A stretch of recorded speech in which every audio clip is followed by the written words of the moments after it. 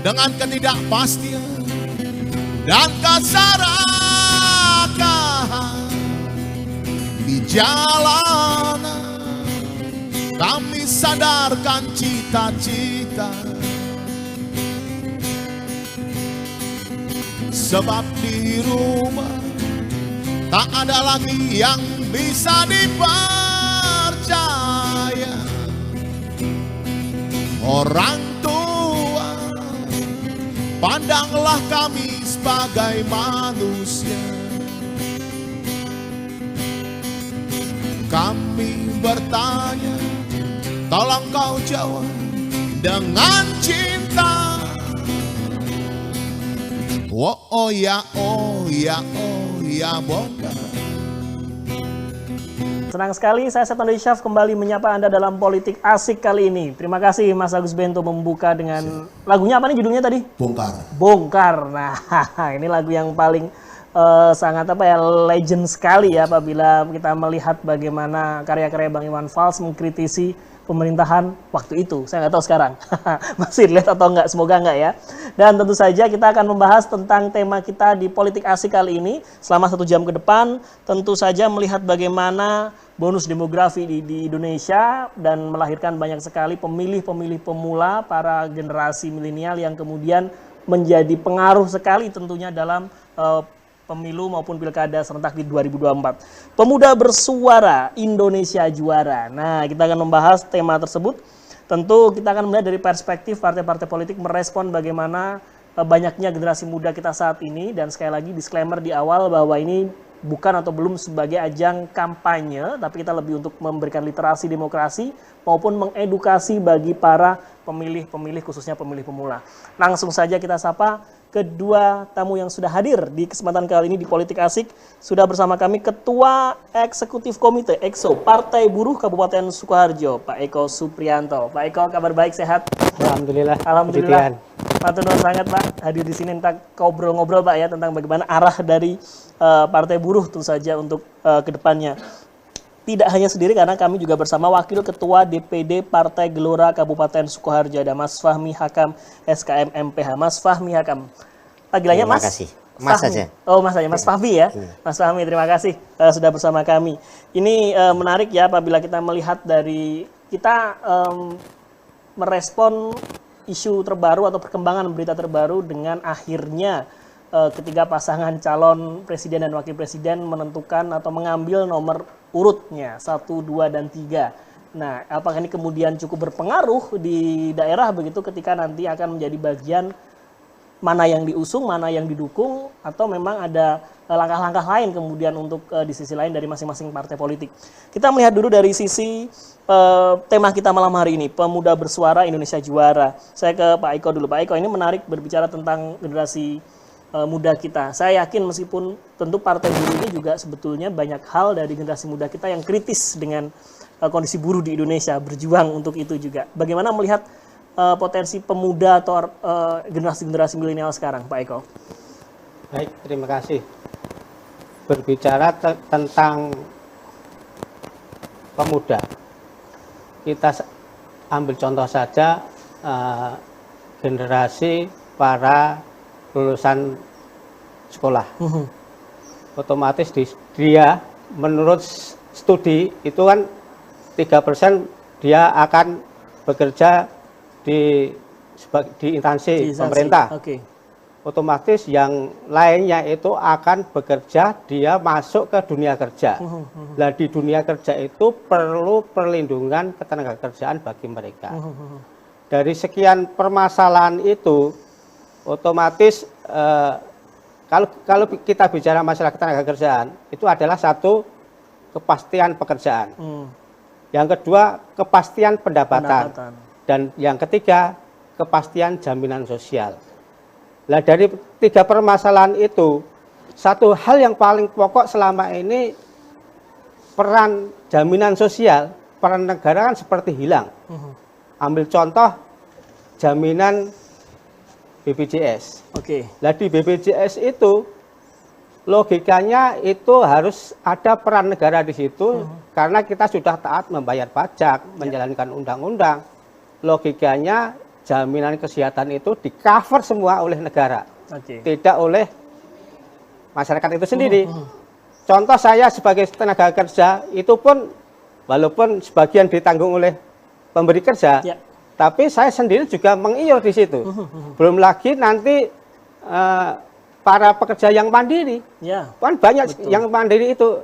Di situlah bagaimana ke depan itu peran pemuda sebagai tenaga kerja harus paham tentang hak-hak mereka. Artinya memang disitulah Partai Buruh berperan untuk bagaimana memperjuangkan hak-hak yang akhirnya para tenaga kerja ini harus di sisi lain juga ada generasi muda juga di sana. Baik, menarik Mas Fahmi. Ini dilihat dari sisi Partai Gelora sendiri. Tentu kader-kader muda juga banyak di sana, termasuk Anda sendiri yang kemudian memang merespon bahwa ke depan ini bagaimana sih peran dari anak muda atau generasi muda kita dalam sebuah kontestasi politik. Baik, jadi saya coba mulai dari landscape besar kita ya, bahwa kita tahu bersama tahun 2045 Indonesia itu termasuk negara yang memiliki bonus demografi terbesar.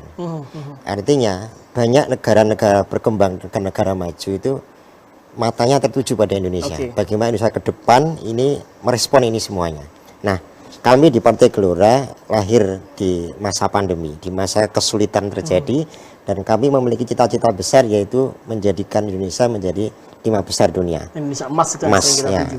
Kalau di pemerintahan Indonesia emas ya, tahun 2045. Nah, di sini kami merespon bahwa peran pemuda ini cukup sangat sentral dan sangat penting. Baik dia terlibat langsung dalam politik praktis atau dia terlibat langsung tidak langsung dalam politik praktis. Artinya mungkin kontribusi dia di berbagai aspek yang ada di tata negara seperti itu. Nah, saya coba lihat di perspektif politik praktis ya, bahwa tahun 2024 nanti menurut data dari KPU itu hampir 60% lebih pemilihnya itu adalah pemilih muda, yang dia ada kategori milenial dan Gen Z. Artinya bahwa ini prospek yang cukup luar biasa. Keterlibatan para pemilih-pemilih muda untuk tidak apatis terhadap proses pemilu ke depan ini menjadi sangat penting. Karena ini masa depan mereka. Nah, itulah yang coba kami respon, termasuk di Partai Gelora kami juga ada wadah-wadah kaum muda, generasi muda, dan saya rasa hampir separuh ya, beberapa pengurusan kami di tiap daerah, wilayah, dan pusat itu semuanya dari milenial dan juga Gen Z. Baik. Yang coba kita akan tanya lebih lanjut juga dari Partai Buruh maupun Partai Gelora tentang bagaimana arah upaya untuk bagaimana bisa menggait para generasi muda juga, Pak Eko maupun Mas Fahmi. Kita akan jeda terlebih dahulu. Tetaplah bersama kami di Politik Asik. Jangan kemana-mana. Bagimu Indonesia, suarakan demokrasi, menggapai cita Indonesia jaya. Asik pilihannya, asik demokrasinya. Yes.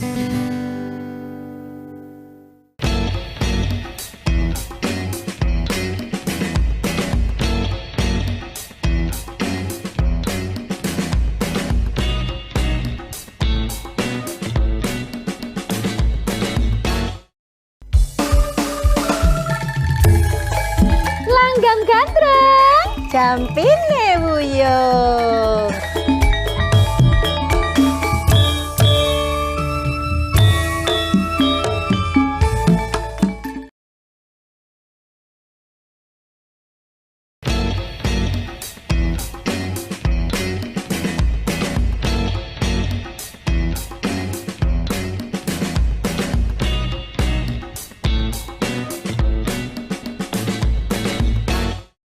Bagimu Indonesia, suarakan demokrasi, menggapai cita Indonesia jaya. Asik pilihannya, asik demokrasinya. Yes. Terima kasih, kita kembali melanjutkan di Politik Asik. Melihat bagaimana perspektif anak muda tentang sebuah politik memang masih beragam. Ada yang memang sudah begitu paham dan akhirnya memang bisa terlibat praktis dalamnya. Ada yang mencoba untuk masih melihat dulu dari berbagai macam sudut pandang. Apa sih kira-kira untungnya bagi saya untuk bisa atau bergabung atau bahkan memilih begitu ekstrimnya. Tapi yang paling penting kita tetap memahami bahwa ini adalah sebuah proses demokrasi, proses yang harus dilaksanakan setiap 5 tahun sekali, mau tidak mau, suka tidak suka, itu adalah suatu hal yang harus kita lakukan untuk menentukan arah ke depannya nanti. Nah, melihat dari sisi partai-partai politik, kita kembali bersama Partai Gelora dan juga Partai Buruh. Saya ke Mas Fahmi dulu segmen 2 ini. Sebetulnya tadi memang sudah kita coba lihat bahwa oke lah, anak-anak muda juga pasti punya pandangan, kita menghargai itu. Tapi di sisi lain juga mendewasakan dalam berdemokrasi, dalam berpolitik ini juga harus dilakukan. Partai Gelora sendiri apa yang dilakukan dan upaya untuk membuat anak-anak muda ini bisa lebih paham dulu sampai akhirnya nanti syukur-syukur ke partisipasi di pemilu juga bagus. Silahkan Mas Fahmi. Saya kira partisipasi secara aktif ataupun pasif ya, ini kan memang butuh proses ya. Kami sadar betul bahwa proses edukasi ini harus dijalankan. Dan inilah kewajiban, salah satu kewajiban dari partai politik. Tidak hanya melulu pada proses 5 tahun sekali kita pergantian kepengurusan atau pergantian kekuasaan. Tapi kita sadar bahwa fungsi partai politik adalah edukasi. Maka saat Partai Gelora lahir, Ketua Umum kami, Anies Mata, dan juga Wakil Ketua Umum kami, Pak Fahri Hamzah, itu memang selalu menyampaikan, baik di level wilayah ataupun daerah, bahwa Anda harus hadir ke masyarakat juga sebagai edukator politik. Oh, edukator politik. Artinya gini, kita coba framingkan bahwa kita hadir, tadi saya juga sepakat bahwa temanya asik ya. Di Gelora pun juga kita menganut sistem politik asik ya, bahwa kita harus tampilkan ke masyarakat bahwa politik ini asik, ceria, dan mudah untuk dipahami oleh masyarakat. Khususnya para kaum pemuda atau milenial dan juga Gen Z. Maka saat partai ini lahir, kami juga punya beberapa program. Saya ambil contoh beberapa ya. Salah satunya adalah saat pandemi itu memang kami punya virtual run ya. Ada virtual run itu untuk mewadahi beberapa anak muda yang suka lari, maraton. Dan saat itu memang tidak ada wadah karena semua kegiatan off. Nah, kita pakai virtual. Kemudian ada semacam kompetisi games online dan seterusnya. Kemudian juga, nah ini yang juga rutin kami lakukan ya. Di kami tingkat pusat itu ada namanya Gelora TV. Nah itu setiap minggu itu selalu membahas isu-isu terkini. Nah, terutama terkait kepemudaan dan seterusnya. Maka isu-isu berkaitan tentang pemuda coba kita buat secara soft dulu. Soft, pelan-pelan, karena memang ya edukasi itu tidak bisa dilakukan secara hard ya, secara langsung. Nah kita pakai secara soft, termasuk juga keterlibatan aktif para pemuda milenial itu di partai politik. Dan itu tidak hanya wacana, memang sudah terjadi di level pusat dan juga level daerah. Ya, termasuk salah satunya saya dan juga teman-teman yang lain yang memang pelan-pelan diberikan tanggung jawab proses belajar tentang politik, mulai dari mungkin yang awam atau mungkin yang sudah pernah gabung di parpol lain atau bahkan mungkin yang dia baru lulus mahasiswa dan dia aktif di kegiatan kemahasiswaan. Organisasi Itu yang coba kita sentuh dengan cara-cara yang berbeda. Tentunya ini setiap segmen pemuda pasti kita akan menyentuh dengan cara yang berbeda. Baik. Seperti itu. Terima kasih Mas Fahmi. Pak Eko, ini juga penting ya ketika Partai Buruh kemudian menyampaikan satu pesan bahwa terus ada di belakang buruh untuk mendukung bagaimana hak-haknya begitu. Lantas apakah itu juga kemudian memang mampu menggait generasi muda agar juga punya semangat yang sama, Pak Eko? Baik. Di Partai Buruh ada sebuah konsep di situ negara kesejahteraan. Salah satu konsep dari negara kesejahteraan itu adalah kesamaan kesetaraan. Nah di situ semua kesempatan dari semua kelompok masyarakat, baik itu generasi Z, generasi milenial, generasi X, itu diberi kesempatan yang sama. Nah di situ belum lagi yang lebih konkret lagi, kau boleh kaya, tapi jangan miskinkan kami. Dari kalangan buruh, jujur saja, selama ini kami dimiskinkan oleh sistem dengan lahirnya Omnibus Law. Kenapa Partai Buruh bisa lahir kembali? Karena adanya Omnibus Law. Intinya di situ kesetaraan, kesempatan bagi kami kaum buruh jelas-jelas dimarginalkan. Ambil yang lebih konkret lagi, kalau jenengan seorang pengusaha bahkan mempunyai keuangan yang kuat, silahkan mau tes kesehatan ke Singapura, ke Amerika, monggo silahkan. Tapi kami sebagai warga negara harus dilindungi oleh negara. Bahkan selama ini BPJS Kesehatan itu kita mengiur. Ya. Gimana kita sudah taat membayar pajak, taat menjalankan undang-undang, kita masih mengiur. Disitulah peran negara harus hadir.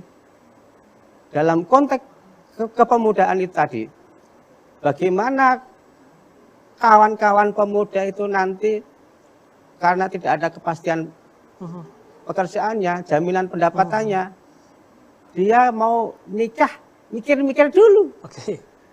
Nanti pekerjaan saya, keuangan saya untuk menghidupi istri dan anak saya gimana? Intinya kesetaraan kesempatan itu harus dilibatkan di situ.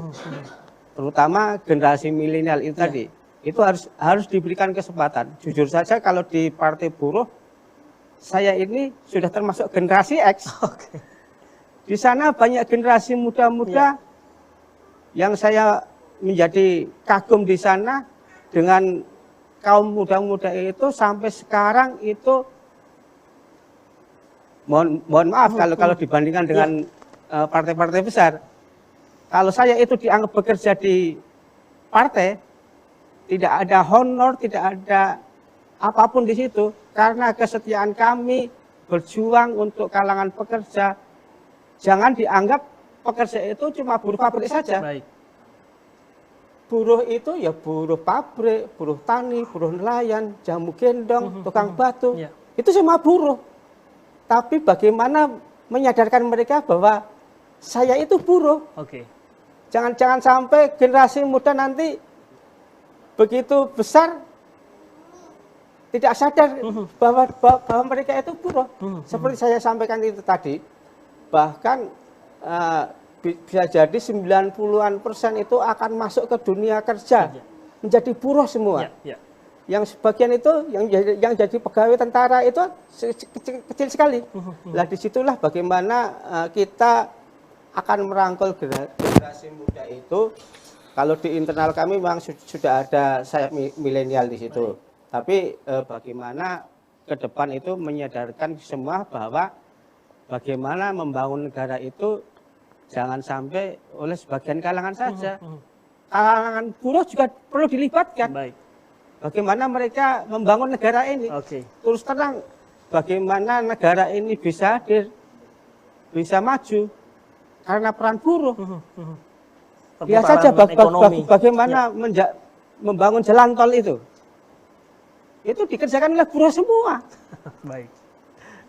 Lah disitulah generasi muda banyak terlibat di situ. Mereka cuma jadi buruh. Tapi bagaimana peran negara ini melindungi mereka, melindungi warga negara untuk kesejahteraan mereka. Dan disitulah komitmen dari Partai Buruh kemudian untuk akhirnya bisa menjadi bagian untuk selalu memperjuangkan hak-hak buruh, begitu Pak Niko kira-kira. Nah tentu saya tadi mencoba mengutip tentang adanya lahirnya Partai Buruh, ada hadirnya Omnibus Law begitu ya. Kalaupun kita melihat terlepas apakah itu bentuk dukungan ke Partai Buruh, tapi kita lihat memang para mahasiswa, para generasi muda kita juga ikut bersuara ketika Omnibus Law juga kemudian disahkan begitu ya. Artinya memang hal-hal itu yang akhirnya memang keterlibatan anak muda, terlepas partai manakah yang nanti akan didukung, nampaknya memang itu menjadi bagian yang terus harus disuarakan dan dikritisi begitu. Saya sekarang soal target-target, saya ke Mas Fahmi lagi. Target di 2024 berpengaruh nggak sih Mas ketika memang akhirnya setiap partai politik ini sudah menentukan dukungan ke pasangan capres-cawapres, dan itu apakah nanti akan berpengaruh nggak kira-kira ke daerah dan menjadi strategi khusus kira-kira untuk menentukan strategi dalam meraih suaranya, Mas Fahmi?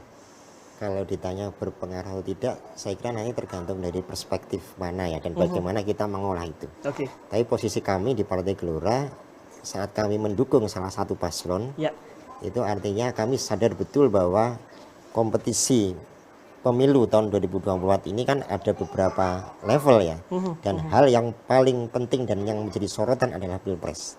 Kita sadar hampir semua masyarakat itu mayoritas dia pasti perhatiannya akan ke Pilpres. Meskipun juga ada pilihan dari legislatif daerah, provinsi, pusat begitu kira-kira. Itu juga PR kami juga di parpol, sehingga target kami adalah bagaimana kita bisa masuk parlemen threshold 4%. Nah, dengan kami ikut dalam gerbong koalisi Indonesia Maju, mendukung salah satu paslon, kami menitipkan harapan kami sebagai partai baru yang memang kami tidak bisa mencalonkan calon presiden sendiri. Nah, kami titipkan kepada koalisi ini cita-cita dan mimpi kami, target-target kami, sehingga nanti bisa dibawa oleh capres yang kami usung. Nah, terkait pengaruhnya, bahwa saya kira dalam politik itu menganut ini ya, ada kotel efeknya, ya, ekor jas. Ketika kita mendukung salah satu paslon, kita pasti akan mendapatkan efek dari itu. Meskipun memang tidak semuanya linear ya, tidak semua linear. Kadang-kadang bisa plus minus ya. Ada plus minus. Misalnya ada yang mengatakan saya pilih Partai Gelora, tapi saya tidak pilih capres Anda misalnya. Dan itu banyak terjadi. Tapi di berbagai kesempatan, nah ini kita sambung dengan pemilih pemula atau pemuda, milenial dan juga Gen Z. Nah, kami melihat juga bahwa ada peluang yang cukup besar dari paslon yang coba kami usung ini ternyata memang mewakili kaum muda.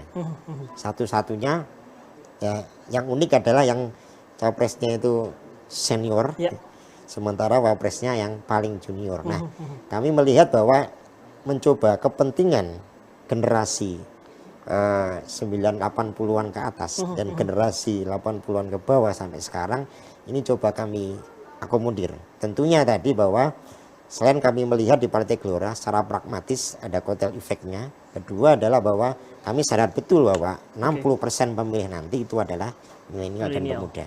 Ini adalah kepentingannya para anak muda ke depan. Tidak harus berpartisipasi politik secara praktis seperti saya dan teman-teman, tapi apa yang diinginkan, ya, ekonomi kreatif, kemudian juga kalau yang sekarang lebih banyak pemuda itu ekonomi kreatif ya, kemudian juga mungkin yang ada di kelas karyawan atau pekerja yang lain dan seterusnya, memang banyak ide-ide yang harus disalurkan. Dan cara berpikir pemimpinnya itu juga harus mengikuti bagaimana anak-anak muda ke depan. Ya, Indonesia Emas 2045 ini menjadi keniscayaan yang harus kita ikuti, sehingga kita coba ikut visi kami sesuai dengan capres yang kami usung, kemudian kotel efek dari pilihan yang telah kami tentukan ini harapannya menjadi target tertentu yang membantu kami ya untuk lolos di parlemen besok nanti, seperti itu. Baik, terlepas memang ya tentu dari banyak drama-drama yang mungkin saat ini menjadi konsentrasi atau perhatian masyarakat pun pasti akan ya sedikit banyak ikut menjadi bagian yang harus memahamkan dan mengkonfirmasi ketika akhirnya ditanya ke teman-teman di. Karena tugas kami sebagai edukator politik. Nah, itu tadi edukator politik. Oke, Pak Eko, kalau tadi berbicara soal arah dukungan, saya tidak tahu persis apakah memang dari Partai Buruh sudah menentukan dan akhirnya itu menjadi strategi juga untuk kemudian meraup suara atau target suara khususnya di Kabupaten Sukoharjo. Monggo Pak Eko. Baik, terkait dengan arah dukungan, terus terang saja kalau di Partai Buruh arah dukungan adalah konsep pertama, tidak akan berkoalisi dengan semua partai yang ada di parlemen karena dia yang mengesahkan Omnibus Law. Kalau dengan arah dukungan kepada presiden, jujur saja sampai saat ini belum ditentukan. Masih digodok. Konsep utama adalah calon presiden dan wakil presiden yang siap mencabut Omnibus Law atau merevisi Omnibus Law, khususnya klaster ketenagakerjaan. Di Partai Buruh di bulan Januari 2023 ini sudah mengadakan konvensi, sudah ada beberapa usulan di masing-masing provinsi. Saya sebutkan ada yang beredar saat ini, Pak Ganjar, Pak Prabowo, terus kemudian Said Iqbal sebagai Ketua Partai Buruh, dan juga yang dari perempuan, Mbak Naswa Shihab. Dari beberapa tokoh itu, rencana akan diundang oleh Partai Buruh untuk mengadakan konvensi. Di situ akan memberikan kuliah umum bagi kader-kader Partai Buruh.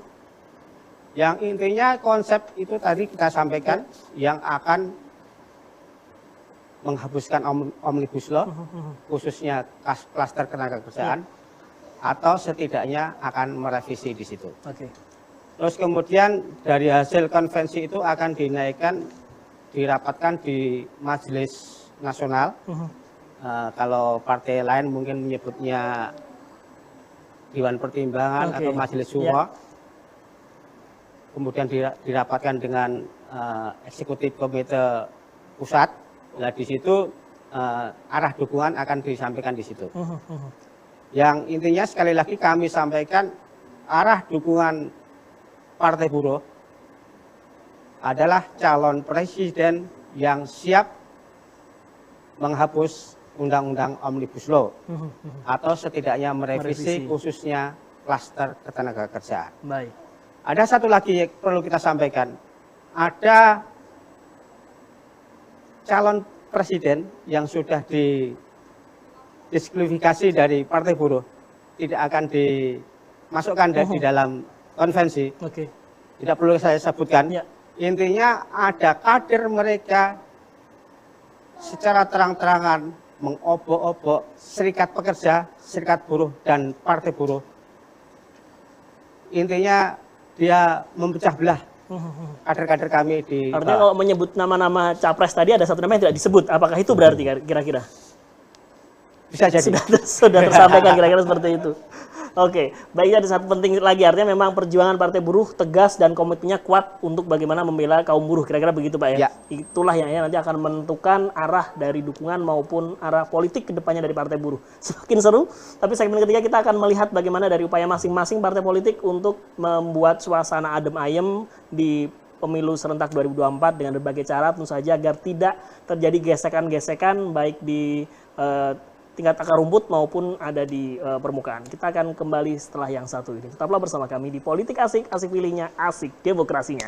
Bagimu Indonesia, suarakan demokrasi, menggapai cita Indonesia jaya.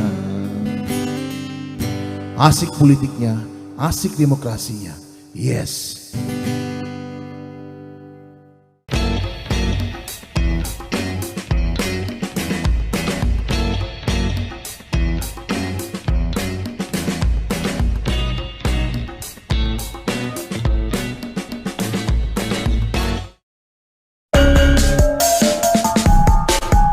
Sudah menemukan merek rokok ini lah. Harganya itu separuh lebih murah, Le. Oh, berarti itu teknik ngiritmu ngono kuwi. Ini tamu kita itu adalah dari Kepala Satuan Polisi Pamong Praja Kota Surakarta, kemudian yang kedua dari Kepala Kantor Pengawasan dan Pelayanan Bea dan Cukai. Yang kamu rokok tadi itu ada cukainya enggak kira-kira? Enggak usah dibahas, Le. Lebih ya toh? Saya tak pamit dulu ya.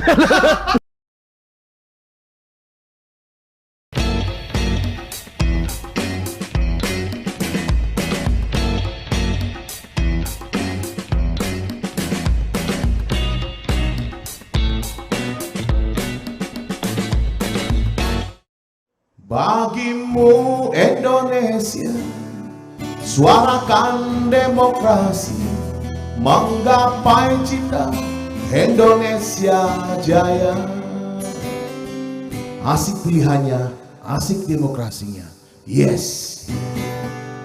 Yes, kita lanjut lagi di segmen 3 kali ini. Terima kasih Mas Agus Bento membuka dengan semangat. Tentu ya saya harus mulai hati-hati ya sekarang. Tadi saya mohon maaf kalau waktu mau jeda, tetaplah kembali bersama kami. Nah ini sudah tidak boleh menggunakan gestur-gestur nomor 1, 2, 3. Kita tetap sebagai jurnalis harus netral dan tidak memihak dari satu partai ataupun capres manapun karena tetap mengedepankan netralitas sebagai etika jurnalistik. Baik, kita lanjutkan lagi. Jadi kita akan membahas tentang bagaimana upaya agar tidak terjadi gesekan dari masing-masing pendukung maupun yang nantinya akan terlibat di kampanye nanti per 28 November hingga nanti menjelang hari tenang menuju ke 14 Februari.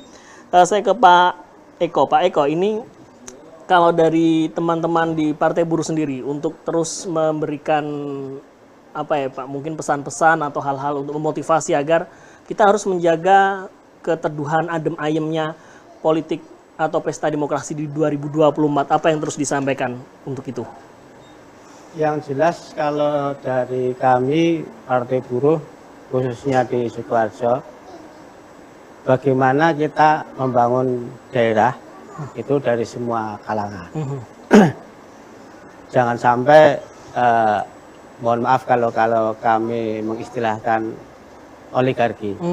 Jadi peran-peran selama ini negara seperti tersandra oleh oligarki, oleh para pemodal. Nah disitulah bagaimana kawan-kawan serikat pekerja, serikat buruh, dalam hal ini akan diakomodir melalui Partai Buruh, diajak rembukan di situ. Intinya bagaimana ke depan itu membangun negeri ini jangan sampai cuma segelintir orang. Yang diuntungkan cuma beberapa orang saja. Baik. Nah disitulah bagaimana peran-peran terutama dalam hal ini generasi muda itu tadi. Itu harus banyak dilibatkan. Kalau terkait dengan gesekan-gesekan dari Partai Buruh, kalau kita bicara terkait dengan kenegaraan, ya, kita akan fokus khusus di bidang ketenagakerjaan. Silahkan partai-partai lain itu akan bicara tentang infrastruktur, bicara masalah UMKM, bicara masalah apapun di situ. Kalau kita bicara masalah anggaran, komisi anggaran, itu bagaimana peran-peran serikat pekerja, peran-peran serikat buruh itu dilibatkan. Kita ambil contoh, di pabrik-pabrik itu banyak tenaga kerja yang ter-PHK, ya, tidak mendapatkan pesangon. Bagaimana mereka itu mendapatkan pendidikan kewirausahaan untuk melanjutkan hidupnya, melanjut untuk istri dan anaknya, itu dia harus diperan di situ. Dan disitulah mungkin bentuk-bentuk pelatihan kewirausahaan, katakanlah nyablon, menjahit, atau bengkel-bengkel atau apa. Lah disitulah bagaimana peran mereka itu, kelanjutan hidupnya itu harus diperhatikan. Kalau mereka dibiarkan tidak ada peran negara di situ, kerawanan sosial sangat tinggi. Bisa jadi menjadi maling, menjadi perampok. Kan itu berbahaya di situ. Baik. Artinya kebutuhan dasar ketika sudah terpenuhi, apapun kondisinya tetap bisa dikondisikan. Artinya begitu. Ini kebutuhan dasar ini harus bisa terjamin begitu kira-kira. Memang harapannya seperti itu. Intinya hak dasar warga negara itu harus dilindungi. Dari sektor kesehatan, sektor pendidikan, dan lain sebagainya, papan, perumahan.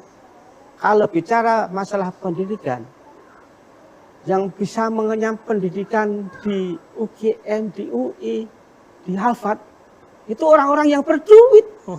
Kita kaum buruh, yang katakanlah yang ada potensial dia dengan pendidikannya, tidak di-cover oleh negara. Bagaimana negara ini akan maju? Bagaimana kawan-kawan buruh itu? Kita mengambil contoh saja. Dulu ketika ada transmigrasi di Lampung, di Sumatera Utara, itu kan menjadi pekerja perkebunan, perkebunan sawit atau perkebunan kopi. Generasinya, ya cuma dari pekerja perkebunan itu saja. Logikanya, kalau saya menggambarkan diri saya pribadi, otomatis anak saya harus mendapatkan pekerjaan pendidikan yang lebih dari saya. Nah disitulah bagaimana para negara di situ. Intinya langkah-langkah ke depan itu bagaimana warga negara itu dicukupi oleh negara melalui hak-hak dasar mereka. Hak dasar orang yang cukup mangan saja, tapi intinya disitulah bagaimana dia bisa berinvestasi, bisa menabung ke depan untuk anak-anaknya. Baik, terus bisa berlanjut ke depannya begitu. Nah ini memang menarik kalau kita bergeser ke Partai Gelora, Mas Fahmi. Kita mencoba mengutip dari pidato yang disampaikan pasca mengambil nomor kemarin. Artinya memang itu ada hal-hal yang menjadi isu yang saya tadi menyambung di segmen sebelumnya, bahwa saya tidak mengatakan itu akan menjadi potensi, semoga tidak menjadi potensi gesekan, tapi potensi perbedaan pendapat pasti dengan adanya putusan-putusan yang dianggap sebagian memang dianggap tidak adil dan sebagainya. Bagaimana meredam itu dari Partai Gelora di Sukoharjo untuk kemudian tadi educate, memberikan pendidikan kepada masyarakat ketika itu menjadi hal yang semoga hanya sudahlah berhenti sampai di sini, tidak perlu berkepanjangan. Monggo. Baik, saya coba mulai dari ini ya, pemilu 2 kali sebelum ini. Baik. 2014 dan 2019. Ya. Kita disuguhkan tentang politik yang urat saraf, artinya gini. Oh, baik. Cukup perbedaan karena ada 2 belah pihak. Kita hanya dihadapkan dengan hitam dan putih. Sehingga kalau kita lihat, dengan bisa flashback ke belakang, bagaimana hoax, kemudian ada ujaran kebencian, kemudian tajamnya politik identitas, itu hampir saja memecah belah kita. Dan saya bersyukur di tahun 2019, pasca sekarang nyala lagi ya, ketiga kalinya, Pak Prabowo, beliau akhirnya bergabung ke koalisi. Itu sempat juga ada hujatan dan macam-macam dari para pendukungnya. Tapi yang jelas bahwa beliau menunjukkan sikap sebagai seorang negarawan. Dia hadir untuk bagaimana agar pecah belah ini tidak berlanjut panjang. Nah, kemudian kita harus sadar betul bahwa salah satu ancaman terbesar dari Indonesia adalah disintegrasi. Baik. Nah, sebagai negara kesatuan, kita harus lihat bahwa kita ini negara yang luar biasa ya. Bahkan orang-orang luar mengatakan kok bisa ada negara seperti ini berdiri sampai detik ini masih bisa. Kita ada 38 provinsi, 500 lebih kabupaten kota, belum kecamatan, desa, ribuan pulau, ribuan bahasa, tapi masih eksis.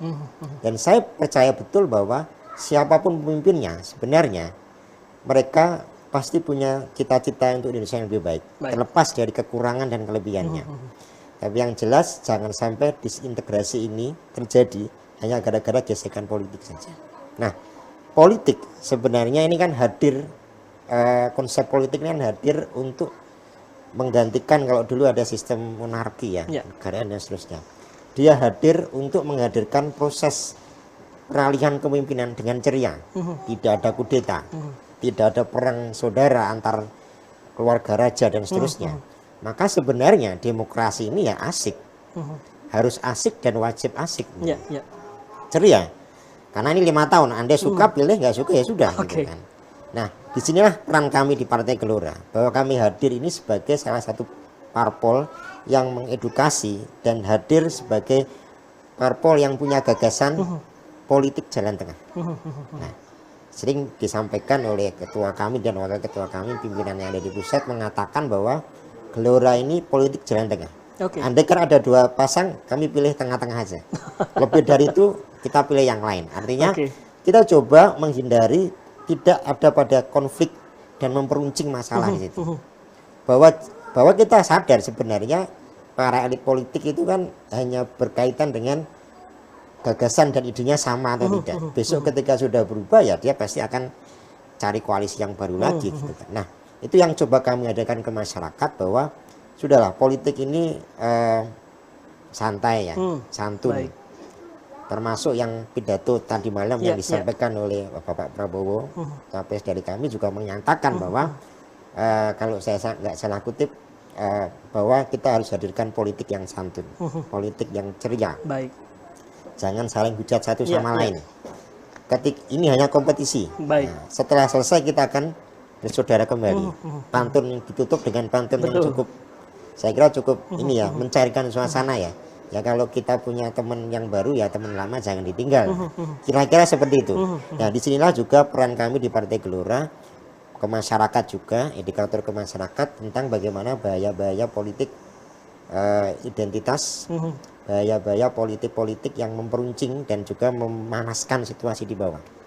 Kami selalu sampaikan juga ke masyarakat, kami punya ide gagasan ini, kami tawarkan ini, Anda sepakat silakan pilih, mau debat kami terbuka, asal jangan baper. Dengan kalau Anda nggak suka dan Anda nggak mau milih ya juga nggak usah pilih kami. Dan kalau misal nanti di kemudian hari kami memang tidak sesuai ekspektasi ya jangan dipilih lagi. Nah itu yang coba kami. Nah terlepas dari tadi ya, ada cawapres yang kami usung memang banyak ini ya. Sekarang banyak pro kontra lah. Pro kontra. Ya, seperti saya itu. mengatakan banyak pro kontra. Oke. Kami mulai gini dari pertama bahwa ini putusan MK sudah final. Ketika KPU proses pendaftaran diterima dan sampai tadi malam diputuskan sebagai capres, cawapres, itu artinya secara legal itu sudah legal. Oke. Terkait bagaimana proses itu terjadi, itu bisa dari perspektif mana kita lihat. Ya. Kalau orang nggak suka, ya nggak suka aja. Kalau orang suka, dia pasti akan jadi lulukan terus. Baik, baik. Nah, tapi yang kita coba sampaikan bahwa ini proses sedang berjalan. Ketika nanti mungkin di kemudian hari ternyata kok ada pemimpin muda kok nggak cocok, ya sudah ganti aja aturannya. Nah, apa yang kita kampanyekan ke masyarakat bahwa pemimpin muda ini kita hadirkan. Nah, kita memilihnya bukan asal pilih, gitu kan? Kita memilih berdasarkan aturan yang ada. Dia lolos, oke, kita ajukan, gitu kan?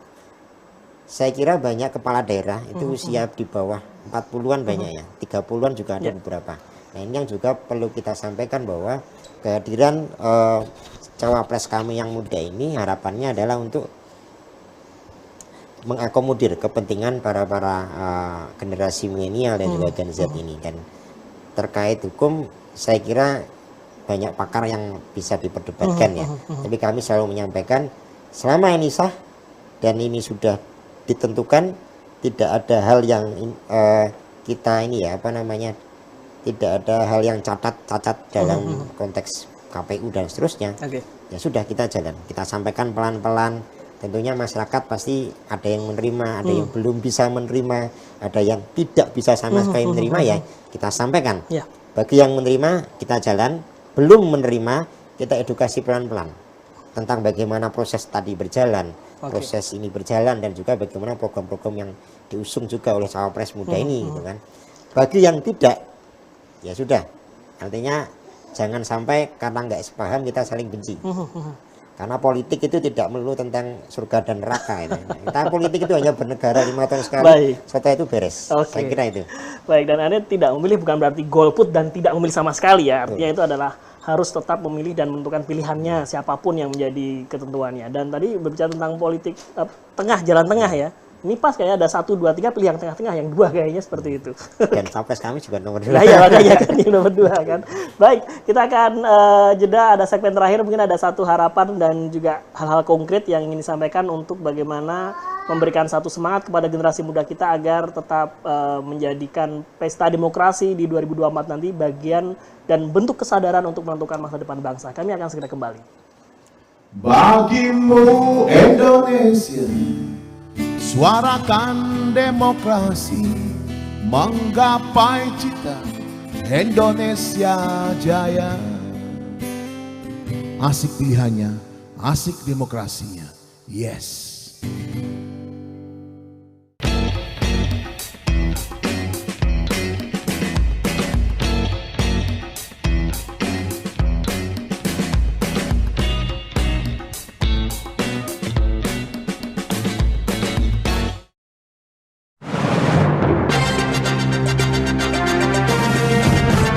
Terima kasih Anda masih bersama TA Jateng dan DIY. Darurat kekeringan, 198 desa di Pati terdampak kekeringan.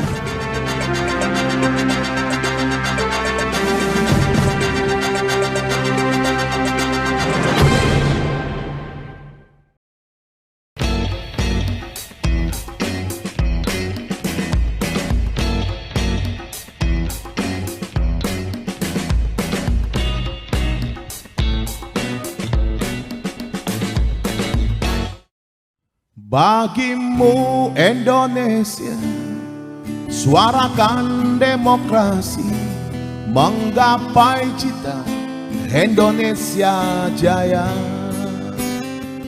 Asik pilihannya, asik demokrasinya. Yes.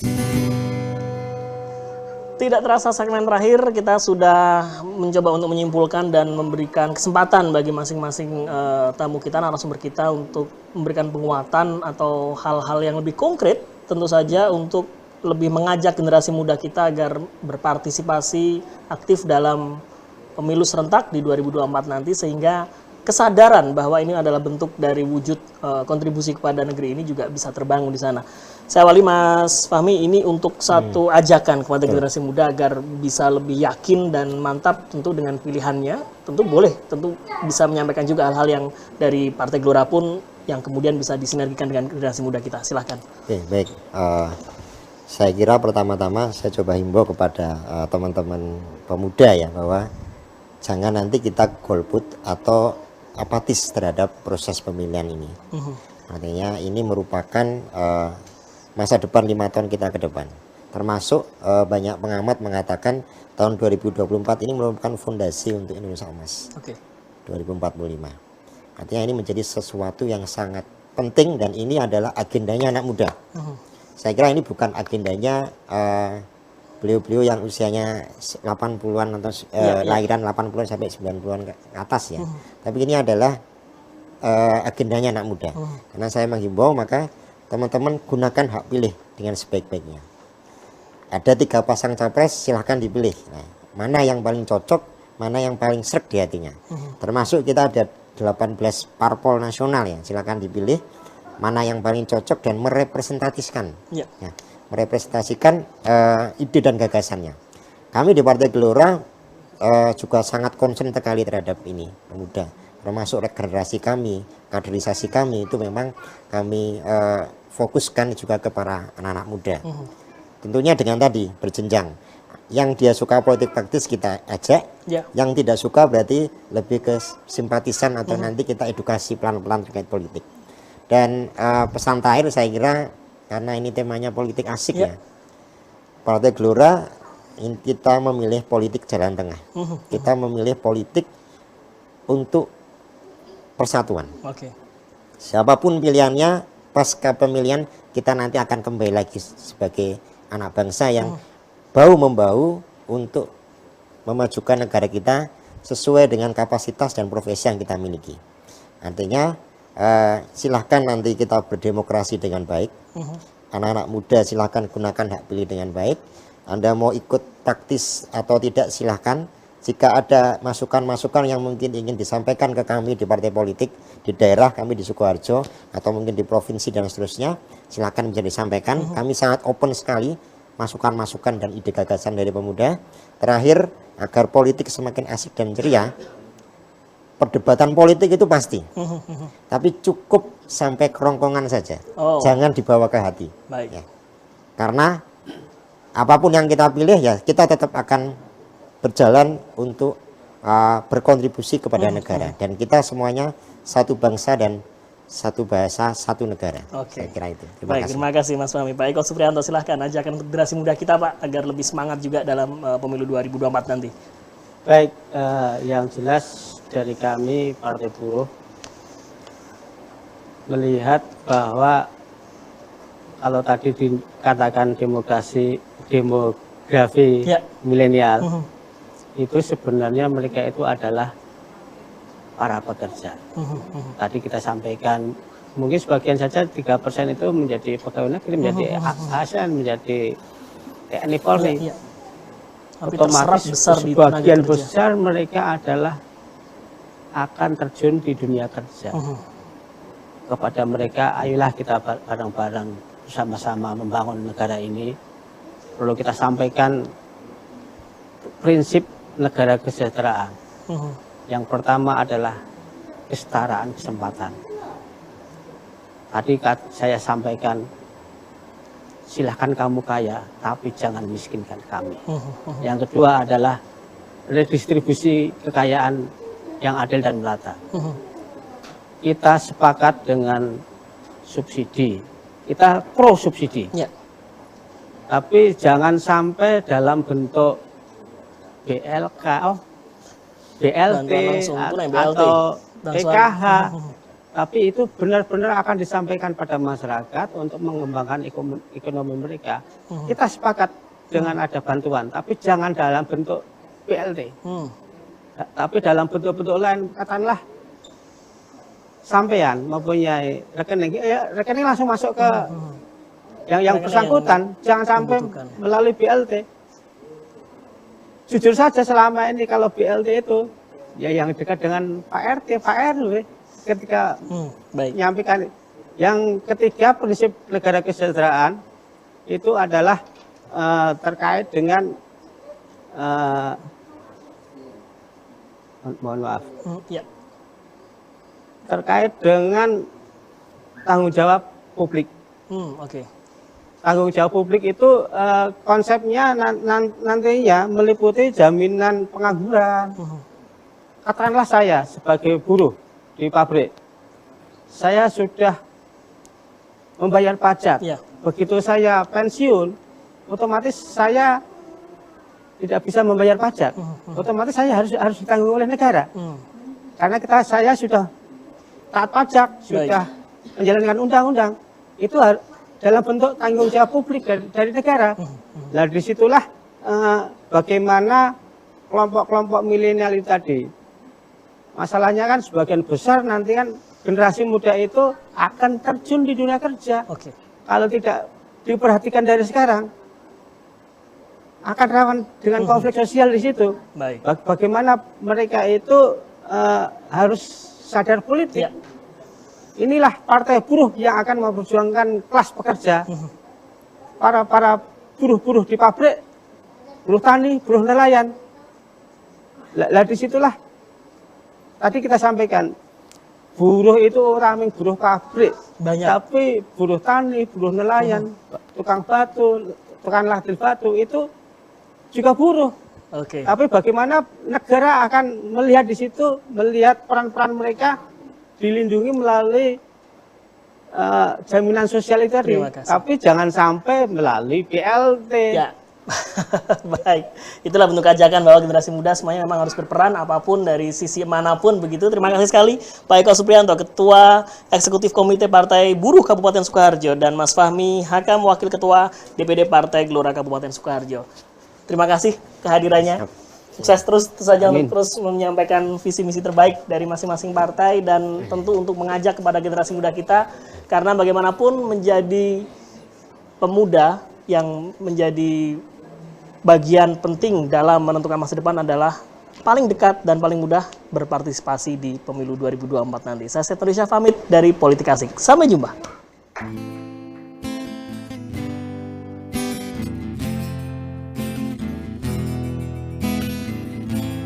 Zaman berubah, perilaku tak berubah. Wajah berubah, tingkah laku tak berubah. Orang berubah, kok menjadi lebih susah. Manusia berubah, berubah-ubah.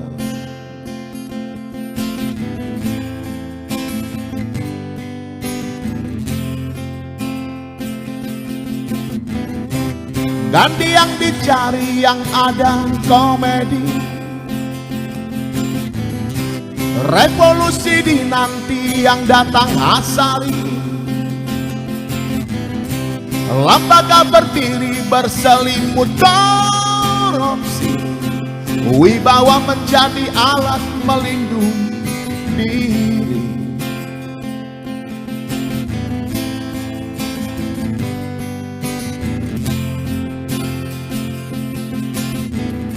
Pendidikan adalah anak tiri yang kesepian. Agama sebagai topeng yang menjijikkan. Kemiskinan merajalela, yang kaya makin rakus saja. Hukum dan kesehatan diperjualbelikan. Kesaksian tergusur oleh kepentingan ngawur. Pemerintah kasihkan berpolitik ngawur. Partai politik sibuk menuhankan uang.